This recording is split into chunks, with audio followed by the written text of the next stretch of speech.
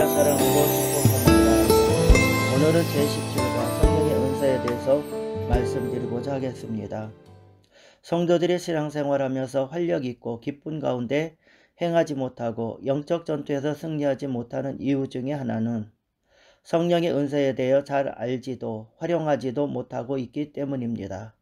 그러면 하나님께서 우리에게 선물로 주신 은사는 무엇이며 우리는 이것을 어떻게 활용해야 하는가? 첫 번째, 은사의 의미가 있습니다. 은사는 교회에 덕을 끼치고 교회를 성장시키기 위하여 성도들에게 다양하게 주시는 하나님의 은혜의 선물입니다. 1번, 카리스마타 은사가 있습니다. 성령께서 우리에게 나눠주시는 다양한 선물들을 말합니다. 이는 인간의 공로로 받는 보상이 아니라 하나님께서 값없이 주시는 선물입니다. 2번, 디아코니아 직임이 있습니다. 섬기다는 뜻에서 나온 말로 그리스도의 몸된 교회를 받들어가는 중요하고도 다양한 직임들이라고 말씀드릴 수가 있습니다. 3번, 에네르게마타 역사가 있습니다. 하나님의 다양한 능력들을 의미하며 이러한 하나님의 능력을 나타냄으로써 교회에 큰 이익을 끼칩니다. 둘째로 은사를 주신 목적이 있어요. 1번, 예수 그리스도를 나타내기 위하여. 예수 그리스도께서 이 땅에 계셨을 때 일정한 장소에 머물며 한정된 소수에게만 역사하셨습니다. 그러나 예수님께서 승천하시고 성령님께서 이 땅에 강림하신 후로는 성령의 은사를 통하여 시간과 공간을 가리지 않고 수많은 성도들에게 자신을 나타낼 수 있게 되었습니다. 2번, 교회의 덕을 세우기 위하여. 성령님께서 각 사람에게 나타난 그들의 각양의 은사를 주시는 목적은 은사를 받은 사람은 물론 교회 공동체에도 유익을 주기 위함입니다. 3번, 교회를 온전케 하기 위해서 주셨다고 합니다. 성령의 은사는 성도를 온전케 합니다. 아무리 독실한 헌신적인 성도라도 자칫하면 잘못된 가르침과 거짓 교세에 의해 오류에 빠질 수 있습니다. 따라서 성도들은 참과 거짓을 분별할 수 있도록 하나님의 기름 부음을 받은 참된 교사, 즉 성령의 은사를 받은 직분자에게 의해 가르침을 받을 필요가 있어요.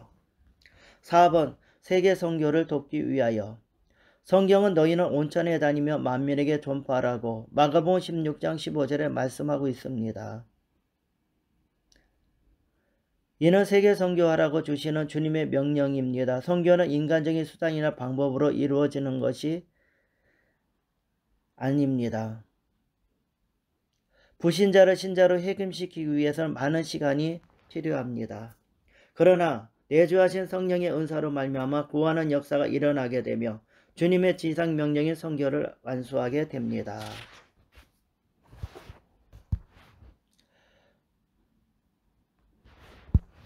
셋째로 은사의 종류가 있습니다. 1번, 직임 수행과 관련된 은사들. 그리스도께서 교회를 섬기도록 하기 위하여 성도에게 주신 은사들은 로마서와 에베소에 잘 나타나 있습니다. 로마서에 나타난 은사, 섬김의 은사는 남을 돕는 은사라고 로마서 12장 7절에 말씀하고 있습니다. 이 은사는 가난한 자에게나 약한 자에게나 소외당한 형제들에게 도움을 베푸는 것을 말합니다. 가르침이 있습니다. 가르침의 은사는 진리의 말씀을 다른 사람에게 전달한 것을 말하며 가르치는 재능, 곧 가르치는 은사가 있습니다. 가르치는 재능은 천부적으로 타는 것이라면 가르치는 은사는 특별히 주어지는 것입니다. 권위의 은사를 가진 사람이 문제를 가진 성도를 찾아가서 권위를 위로하고 권면할 때 문제가 해결되고 그 성도는 용기를 얻게 됩니다. 구제의 은사. 구제는 가난한 자와 소외된 자에게 관심을 기울이며 물질적으로 돕는 것이라고 로마서 12장 8절에 말씀하고 있으며 특별한 은사를 받지 않고도 구제할 수는 있지만 그러나 즐겁고 기쁜 마음으로 온전한 구제하기 위해서는 구제 은사를 받아야 됩니다. 그리고 다스림의 은사란 말은 조정한다, 선장이라는 뜻입니다. 다스림의 은사는 섬기고 공사함으로 모범을 보여 사람을 이끌어가는 겁니다. 지도력의 은사라고 말씀드릴 수가 있어요. 긍휼을 베푸는 은사는 긍휼이란 단순히 물질적으로 구제 차원을 넘어서 각종 어려움에 처한 사람들을 돌보며 그들과 함께 고통을 나누는 것을 말합니다. 에베소서에서 나타난 은사, 사도의 은사가 있습니다. 사도란 예수님께서 보내심을 받은 자를 말합니다. 또한 사도의 자격을 갖추려면 예수님께 직접 배우고 파송해야 합니다. 따라서 사도직의 은사는 예수님의 제자리에 죽음으로써 자연적으로 멈췄습니다. 그러나 교회로부터 보냄을 받은 사도는요, 예수님으로부터 직접 받았다는 의미에서 사도적은 존재하나 교회로부터 또 사명을 받고 나가는 것도 교회의 사도라고 말씀드릴 수가 있습니다. 선지자는 하나님의 말씀을 받아 전하는 자, 예언자라고도 말합니다. 구약의 선지자는 우상 숭배와 죄악으로 인해 나라 혹은 도시가 멸망할 것이라는 미래일과 메시아 오심에 대한 예언을 했습니다. 그러나 오늘날 하나님께서 받은 특별한 메시지로 성도들을 위로하고 권면함으로써 교회에 덕을 끼치는 직임을 수행하는 주의 종들은 선지자의 은사를 가졌다고 말씀드릴 수가 있습니다. 복음 전하는 자, 복음을 전하는 은사란 복음을 전하도록 특별히 주어진 은사입니다. 은사를 받지 못한 사람도 복음을 전할 수는 있지만 더 능력 있고 많은 사람들을 변화시키고 예수님께로 돌아오는 복음 전하는 그 특별한 은사를 받는 사람들이 더 많은 놀라운 역사를 일으킬 수가 있어요. 목사와 교사가 있습니다. 목자란 말로서 예수님의 양떼를 맡아 말씀으로 먹이며 예수님을 닮도록 양육하는 것입니다.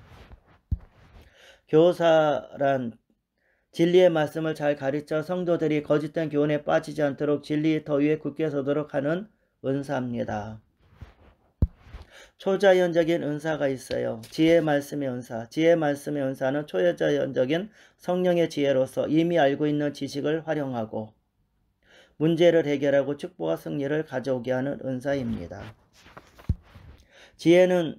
은사는 선천적으로나 후천적으로 지어지는 것이 아닙니다. 우리가 해결할 수 없는 난관에 부딪혔을 때 특별한 시간과 장소를 택하여 지혜의 말씀, 은사를 우리에게 주시는 것입니다.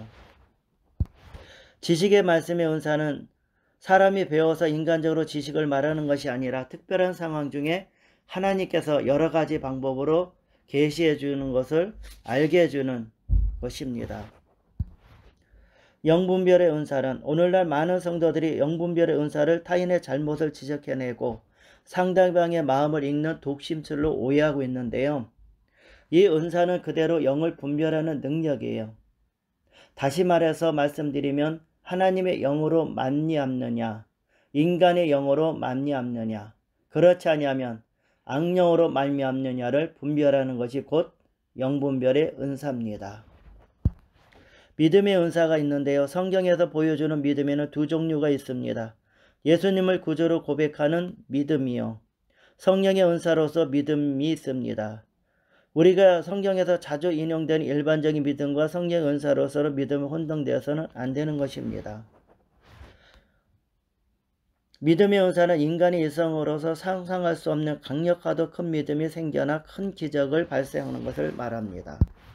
병 고치는 은사, 병을 고치는 일은 믿음으로 고침받을 수 있고 기도의 응답으로 받을 수 있으나 특별히 병 고치는 은사를 받아서 고치는 경우가 있습니다.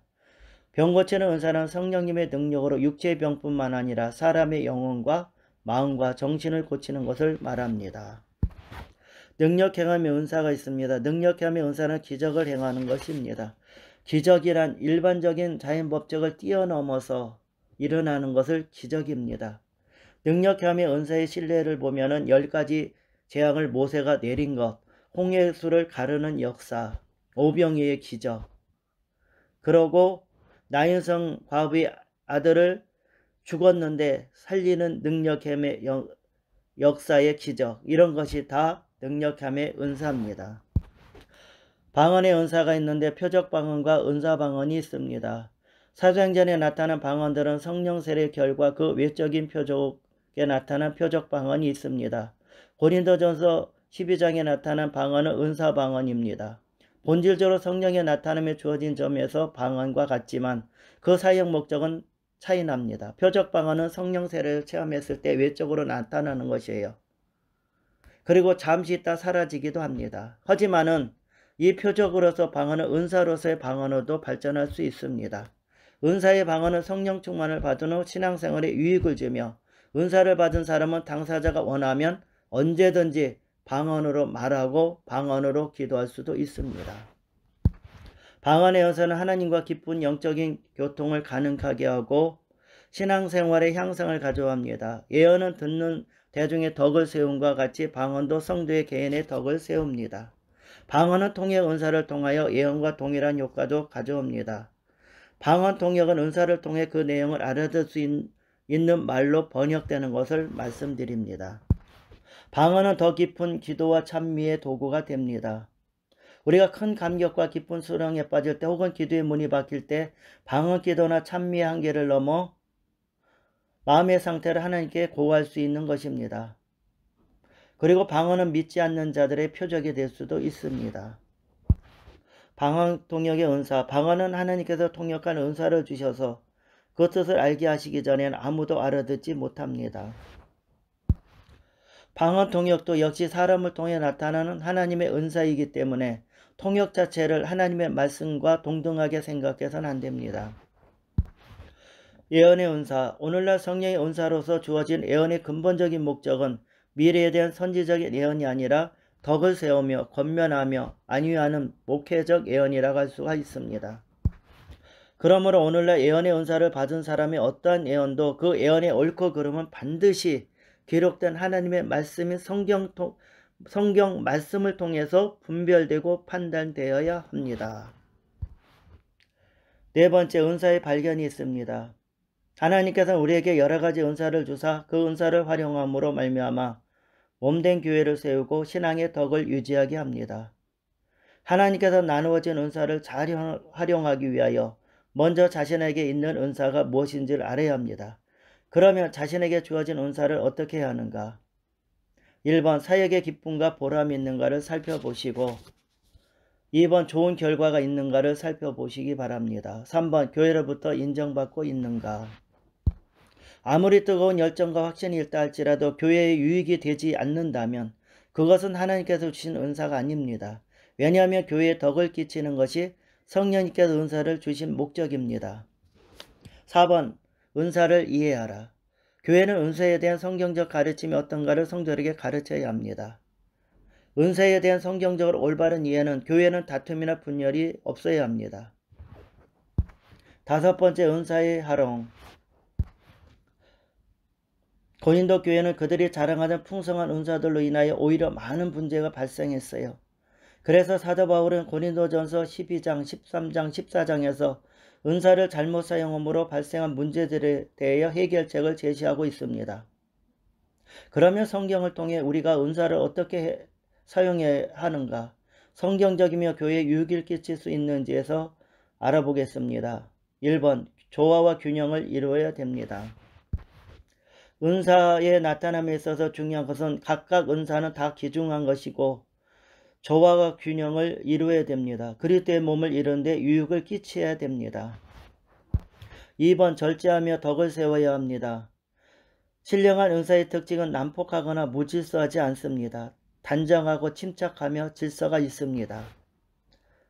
하나님의 성령에 감동된 사람은 질서를 존중합니다. 3번 사랑의 원리를 따릅니다. 사랑은 어떠한 은사보다 뛰어난 것임을 알 수 있습니다. 그러므로 사랑이 없으면 모든 은사는 아무런 의미가 없어요. 어떤 개인이나 또는 교회의 은사가 풍성하여도 그 은사들을 사용하는데 문제가 나타나고 갈등이 있나 불화가 존재하면 그 원인은 분명 사랑의 결핍 때문입니다. 우리가 하나님의 여러가지 은사를 받아 사용하는 것도 중요하지만 사랑의 마음을 갖지 않는다면 그 은사는 의미가 없어요. 할렐루야, 수고하셨습니다. 보혜사 성령님 내 친구 되시죠.